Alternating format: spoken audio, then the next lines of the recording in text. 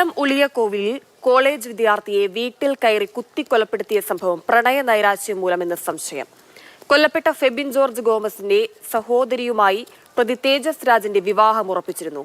ഫെബിന്റെ വീട്ടുകാർ ഈ വിവാഹത്തിൽ നിന്ന് പിന്മാറിയതിലെ വൈരാഗ്യമാണ് കൊലയ്ക്ക് കാരണമായത് എന്നാണ് സൂചന. തേജസിന്റെ ആക്രമണത്തിൽ ഫെബിന്റെ അച്ഛനും കുത്തേറ്റിരുന്നു. വിവരങ്ങൾ നൽകാനായി കണ്ണൻ നായർ ചേരുന്നുണ്ട്. കണ്ണൻ, ഈ പ്രതി ലക്ഷ്യമിട്ടത് പെൺകുട്ടിയെ തന്നെയാണ് എന്ന കാര്യം ഉറപ്പിച്ചു. പോലീസ് പറയുന്ന കാര്യങ്ങൾ എന്താണ്? ഈ പരിക്കേറ്റ അച്ഛന്റെ നില എന്താണ്?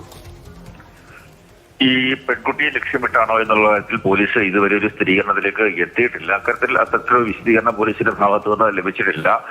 പോലീസ് പറയുന്നതനുസരിച്ച് കുറേയേറെ നാളുകളായി ഈ പെൺകുട്ടിയും പ്രതിയായിട്ടുള്ള തേജസ് രാജും തമ്മിൽ സൗഹൃദത്തിലായിരുന്നു. ഇവരുടെ വിവാഹം നടത്താനുള്ള തീരുമാനം ഇരു വീട്ടുകാരും തമ്മിൽ കൈക്കൊണ്ടിരുന്നു. അതിന്റെ ഭാഗമായി എൻഗേജ്മെന്റ് അടക്കം നടത്തിയിരുന്നു. എന്നാൽ അതിനുശേഷം പെൺകുട്ടിക്ക് ഒരു ബാങ്കിൽ ജോലി ലഭിച്ചു. പിന്നീട് വീട്ടുകാർ ഈ വിവാഹത്തിൽ നിന്ന് പിന്മാറി എന്ന് പറയപ്പെടുന്നു. ഒരു ഔദ്യോഗിക സ്ഥിരീകരണം വരേണ്ടതുണ്ട്. അതാണ് ഇത്തരത്തിലുള്ള ഒരു കൊലപാതകത്തിന് കാരണം എന്നുള്ളതാണ് നമുക്ക് മനസ്സിലാക്കുവാൻ സാധിക്കുന്നത്. പെൺകുട്ടിയെ ലക്ഷ്യമിട്ടാകാം ഇയാൾ എത്തിയതെന്നുള്ള ഒരു സംശയമാണ് പോലീസിനുള്ളത്. കൂടുതൽ വിശദാംശങ്ങൾ ചോദിച്ചറിയേണ്ടതുണ്ട്. കാര്യം രണ്ട് വീട്ടിലും രണ്ട് ജീവനുകളാണ് നഷ്ടമായത്. രണ്ട് മരണങ്ങൾ ഉണ്ടായിട്ടുണ്ട്. അതുകൊണ്ട് തന്നെ രണ്ട് വീട്ടുകാരുടെ മൊഴി വിശദമായി എടുക്കാൻ പോലീസിന് സാധിച്ചിട്ടില്ല. പോലീസ് പ്രാഥമികമായി ലഭിച്ച വിവരമനുസരിച്ച് ഉള്ള കാര്യങ്ങളാണ് പറയുന്നത്.